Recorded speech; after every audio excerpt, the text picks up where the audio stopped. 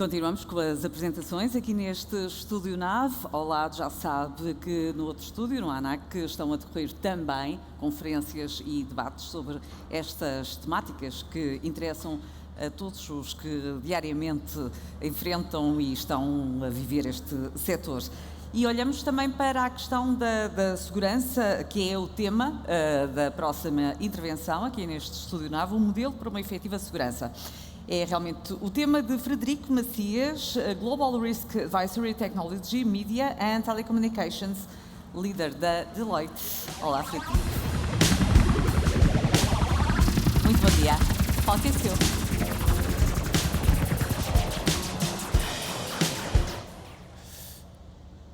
Boa tarde a todos. Antes de começar a apresentar-me, Frederico Mendes Macias, trabalho na equipa de cibersegurança da Deloitte. Trabalhamos com organizações em Portugal e a nível global também. O que vos trago durante 15 minutos, e espero em 15 minutos conseguir trazer o máximo de informação possível, são alguns dos riscos que as empresas atualmente enfrentam, não só aquelas que estão a fazer processos de transformação digital, mas aquelas que também têm as suas operações ancoradas em sistemas de informação. Que riscos é que as organizações correm e depois que forma e que caminho é que podem as organizações percorrer de uma forma sucinta para reduzir o risco. Não existe risco zero, mas existe sim uma redução da probabilidade de um ataque, e é isso que as organizações podem e devem fazer. Antes de começar a indicar o caminho e, portanto, os passos mais básicos que as organizações podem tomar, é importante referir alguns números e riscos que as organizações incorrem. Se nós pensarmos num PIB mundial na ordem dos 100 trilhões de dólares, neste momento o cibercrime representa cerca de 6 trilhões de dólares, ou seja, 6% desse volume é feito através de pagamento de ransomware, portanto ataques e pagamentos de ransom, de resgate para libertar dados nas organizações, mercado negro, contrafação que é vendida na Dark Web e na Deep Web e, portanto, de alguma forma, este valor todo, os 6 trilhões, são representados por estes números que vos dei. Um outro ponto importante e que também provoca uma inflação grande no mercado de trabalho da cibersegurança tem a ver com, existem neste momento cerca de 3,5 milhões de postos de trabalho por ocupar nesta área, o que justifica não só uma automatização, porque isto não é possível, as organizações não vão conseguir ir buscar todo este talento e este mercado de trabalho, e por outro lado também a rapidez e a resposta a um incidente de cibersegurança. Os 4 pontos que gostava de vos focar passam em primeiro lugar pela consciencialização, ou seja, quando falamos de cultura, falamos de pessoas, as pessoas têm que estar consciencializadas do risco que existe subjacente a um processo de sistema de informação ou um processo de digitalização. Depois o segundo ponto tem a ver com o conhecimento, as pessoas têm que estar preparadas, devem ser formadas para ser mais resilientes e para não clicarem onde não devem clicar muitas vezes. Um terceiro ponto, e um processo muito básico, este um bocadinho mais técnico, mas que falarei um bocadinho mais à frente, tem a ver com a questão de vulnerabilidades. É um processo simples pelo qual as organizações devem e podem começar a identificar vulnerabilidades nos sistemas da sua organização. E um chavão um bocadinho mais complexo, tem a ver com o Zero Trust, ou seja, confiança nula, com o tema do trabalho remoto. As organizações tornaram-se cada vez mais híbridas, o acesso tornou-se mais híbrido, portanto, muitas vezes estamos on-prem, ou estamos a partir de casa, ou estamos longe da nossa organização, e o trabalho é híbrido. Dessa forma, nós temos que garantir que a segurança é seamless, ou seja, que ela tem o mesmo nível de segurança, que a organização presta o mesmo nível de segurança, quer estejamos fora do nosso local de trabalho ou quer estejamos no nosso local de trabalho. Portanto, o primeiro ponto, a consciencialização. Isto também tem algumas notas que são importantes dar do ponto de vista de consciencialização. A cultura de compliance top-down obrigatória está obsoleta, portanto as pessoas reagem melhor e dão mais de si quando sentem a responsabilidade delas próprias e, portanto, como parte, como solução de uma cultura nova dentro da organização. O tema da diversidade, ou seja, de haver um canal que não transmita apenas uma mensagem para uma diversidade grande de empregados que as organizações têm, portanto, com conhecimento diferente, com segmentos diferentes, segmentos etários, e, portanto, a comunicação deve ser direcionada e especializada para cada um desses canais. Depois, o tema nivelado, ou seja, a hierarquia dentro das organizações, o conhecimento é diferente e, portanto, a comunicação tem que ser diferente, o conteúdo tem que ser diferente para conseguirmos reter e que as pessoas consigam apreender a informação.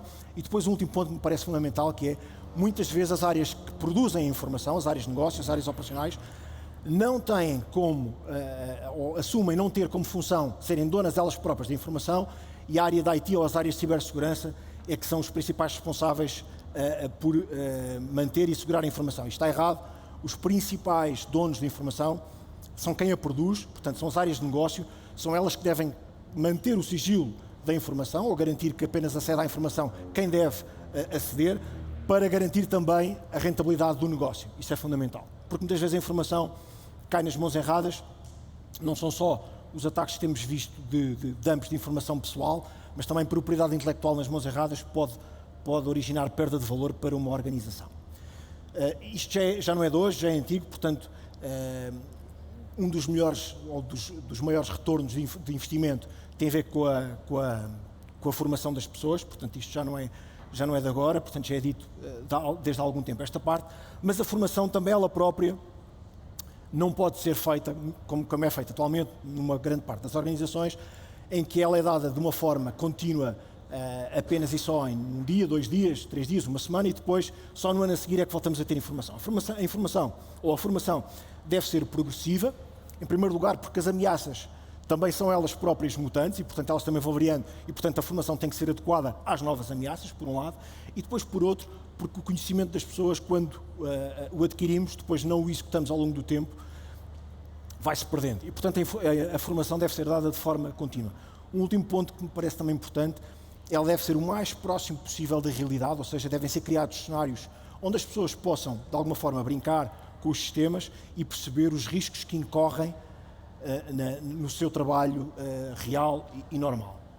Um ponto um pouco mais técnico, mas que eu penso que é facilmente explicável, que tem a ver com a gestão de vulnerabilidades. Porque é que isto está aqui? Porque as soluções que existem para fazer gestão de vulnerabilidades são pouco dispendiosas e, portanto, as organizações podem, não só do ponto de vista do valor de licenciamento, mas também daquilo que é o conhecimento que devem ter ou o know-how que devem ter para adotar uma solução destas. E, portanto, os patchings, os updates dos sistemas que muitas vezes envolvem relacionamento com as áreas de negócio, porque podemos estar a parar um sistema durante um fim de semana, se calhar isso é prioritário, porque se não o fizermos, um ataque pode ocorrer e, portanto, é pior a emenda que o soneto, digamos assim. Desta forma, eu penso que o patching e o update devem percorrer o caminho para o lado esquerdo, ou seja, cada vez que é identificada uma vulnerabilidade, portanto, nós devemos agir de uma forma mais rápida e, portanto, reduzir o tempo entre a correção da vulnerabilidade e depois o exploit, ou seja, que existe à venda na Dark Web ou na Deep Web para explorar uma determinada vulnerabilidade que a organização sabe que tem. Nós estamos a reduzir muito o risco de cibercrime ou de um ciberataque à nossa organização se executarmos processos de gestão de vulnerabilidades de forma contínua e frequente. O último ponto que vos falei, que tem a ver com arquiteturas Zero Trust, ou seja, confianças nulas, foi muito alavancado pelo tema do trabalho remoto, portanto, pelos temas da digitalização e os temas pandémicos, que obrigou a uma parte das organizações a deslocalizarem as suas forças de trabalho para remoto. Isto, na verdade, o que vem pôr a nu é que as ameaças, elas tanto são internas como externas, e muitas vezes nós só olhamos para as ameaças externas. As ameaças internas são uma ameaça premente para as organizações e elas devem ser mitigadas da mesma forma que as ameaças externas. Isto consegue-se com vários pontos, garantindo uma autenticação forte, por um lado. 2, garantindo que a rede interna tem os mesmos níveis de segurança, ou seja, de encriptação, de criptografia, os mesmos processos de criptografia que utilizamos para um acesso externo à nossa organização deve ser usado internamente. Porquê? Porque um ataque interno, ou seja, uma pessoa que tenha um conjunto de credenciais ou que apanhe um conjunto de credenciais internas, pode, portanto, ter acesso à informação, passwords, se elas não estiverem encriptadas, estando dentro da rede, e, portanto, o tema da encriptação e da segurança deve ser visto da mesma forma, interna ou externamente. E depois, por último, o tema das políticas. Falarei um bocadinho mais à frente neste último slide do tema das políticas.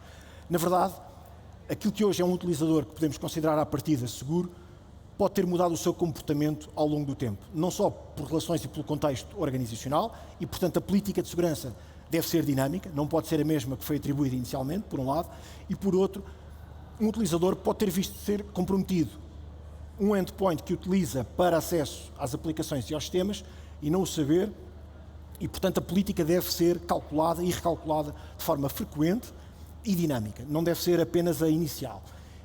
Esta política deve ser aplicada nos pontos todos de acesso, portanto, garantir que o acesso, por exemplo, de um utilizador que se tornou mais perigoso por via do contexto da organização ou por via do seu endpoint ser comprometido, deve ver a sua política de segurança nos acessos aos dados ou às aplicações modificado, por um lado, e depois, por outras, as organizações devem adotar PKPIs, ou seja, infraestruturas de chave pública, que é um chavão, para internamente garantirem a encriptação de todas as comunicações que estão a fazer. Ou seja, não apenas os acessos externos devem ser seguros ou encriptados, mas também os acessos internos devem ser.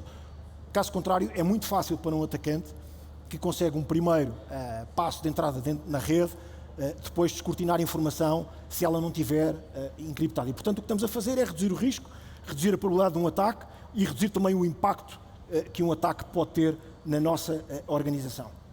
Um último ponto, garantir sempre que internamente entre os utilizadores finais e as aplicações existem proxies ou balanceadores de tráfego que de alguma forma fazem a inspeção do tráfego antes de chegar à aplicação, fazem o enforcement das políticas de segurança que foram definidas para aquele utilizador, da última política que foi definida ou que foi recalculada para o utilizador, e depois que garantem também a encriptação do tráfego, porque muitas vezes as aplicações não têm de forma inata essa possibilidade e, portanto, a utilização de proxies ou de balanceadores de carga pode de alguma forma fazer essa função garantindo a segurança. De uma forma muito rápida, estes são os pontos que nós entendemos na Deloitte fundamentais para as organizações iniciarem o seu percurso para se tornarem mais seguras. Não há digitalização sem cibersegurança, ou não deveria haver. E há muitas organizações que fazem os seus caminhos de digitalização sem olharem para o tema da cibersegurança, e isto é um problema que depois se agrava à medida que a organização se vai tornando mais digital.